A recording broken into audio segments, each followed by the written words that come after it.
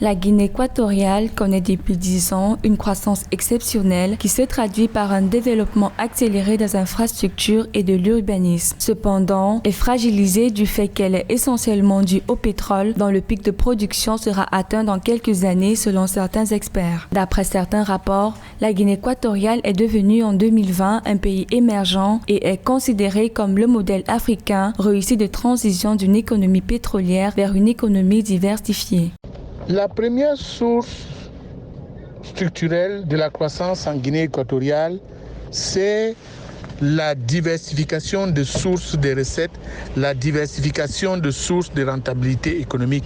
C'est très important qu'un pays comme la Guinée diversifie ses sources de revenus pour être plus résilient et faire face à une diversité économique qui permettrait de rentabiliser la grosse partie des terres arables du pays qui est sous-exploitée. L'analyse de l'ensemble des secteurs de la Guinée équatoriale montre un potentiel considérable avec 4 piliers potentiels pour booster la diversification économique. Dans le secteur énergétique, l'exploitation de pétrole brut ne constitue qu'une partie du potentiel. Notons que le secteur agricole est en baisse comparé aux années précédentes. Toutefois, le secteur agricole de la Guinée équatoriale possède encore suffisamment d'atouts pour garantir la sécurité alimentaire et assurer aux 61% de la population vivant en milieu rural une qualité de vie meilleure. Le véritable problème de la Guinée, c'est un problème mental, c'est un problème de croyance et la Guinée doit arrêter de croire durablement au pétrole pour désormais croire